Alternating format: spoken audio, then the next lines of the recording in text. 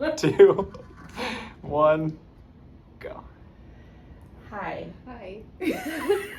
So we work at the Office of Climate Change, Sustainability and Resilience at the City and County of Honolulu. And David gave us a bunch of questions that we're going to answer for you today. My name is Emily McKinney and I'm the Climate Equity Manager, and I've been with this city for almost 3 years now. And I'm Sarah Harris. I'm the Hazard Mitigation and Long-Term Disaster Recovery Program Manager, and I've been with the city for just over 3 years. So the first question we're going to answer is, can you describe how the long-term disaster recovery plan came about and what the process looked like? Were there other plans out there that you modeled it off of, or were you blazing new ground? Also, can you discuss how equity was centered in the plan? Okay, so I'll take this first one since it's related to my program. So I oversaw the development of our long-term disaster recovery plan. It is the result of the City and County's Office of Climate Change, Sustainability and Resiliency implementing Action 19 of our OLA Resilience Strategy. So this strategy was adopted prior to Emily or I being with the city, and it was created and prioritized by different working groups of more than 80 diverse members, including academics, state, federal, local government agencies, community partners, business members. So had a lot of really robust community input. The plan, like I mentioned, started before either Emily or I were with the city. And so when I came into my role, the office had already solicited for a vendor.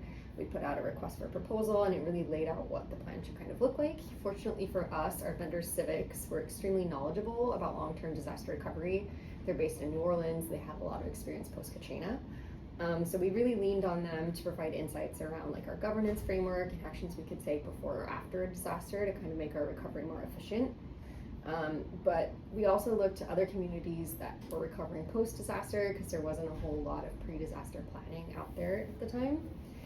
But some of the things that Emily and I really pushed for, because we both have a background in planning, was that this plan needed to be useful for both city staff and community groups if and when we ever have to use it.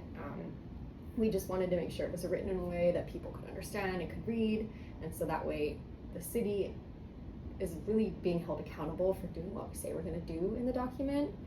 And then the other thing that we tried to do to center equity in this is we had a community advisory group of over 30 different organizations and service providers of people either involved in disaster recovery or they served vulnerable community groups.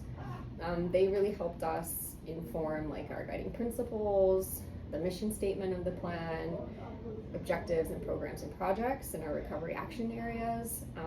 They also really helped us connect into different parts of our community to get feedback on a community-wide survey we had. So we realized this is just kind of a first step in centering equity in this space, and we still have a lot to do. So our next question we're going to answer is, how did your relationship with local actors across Hawaii help you develop a long-term equitable recovery plan rooted in actual community needs? So I can start, but when we were working on the drafts, August 8, 2023, the Maui wildfires happened. And so we both have friends who are living and working in Maui, and they provided us with a lot of really invaluable insights into things that we should consider in our plan based on what they were experiencing at the time. That really kind of triggered to us the need to include trauma-informed community engagement as part of one of the things that we recommended in our document. Unfortunately, our contract with our vendor ended in December of 2023, so we didn't have a lot of time to incorporate the lessons, immediate lessons learned from Maui, but we are planning to reach out to them soon to get more insight on that as we're planning for our update. And just really, we have a lot left to learn about this and to centering equity, so I don't know, any thoughts?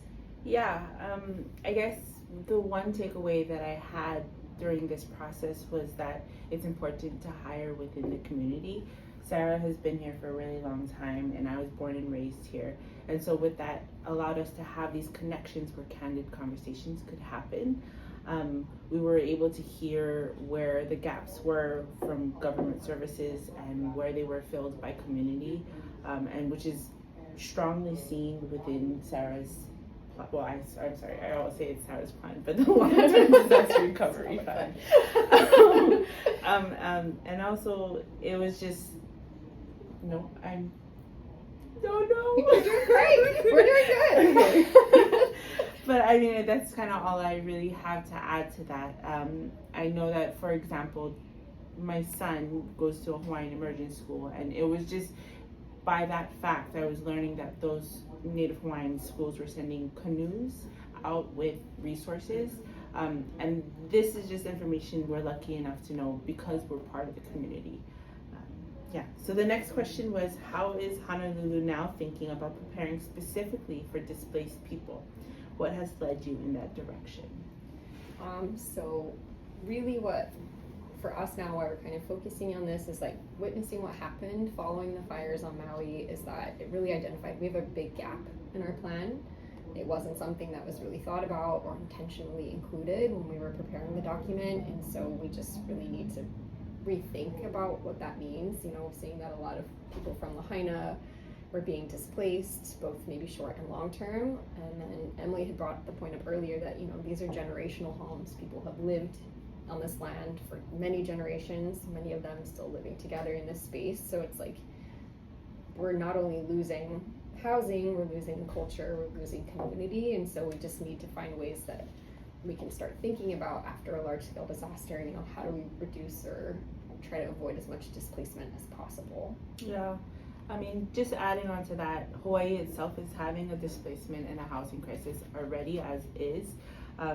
Limited supply of land and rising housing costs.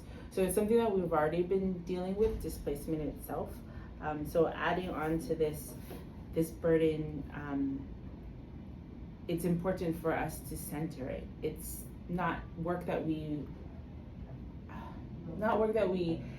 really have established, but it's something that we are committed to continue improving our work and making sure that none of our programs cause displacement themselves. So when it comes to actual disaster recovery, we have to center it in the conversation. What's our last question? The last question is, that was the last question. Okay. Thank you.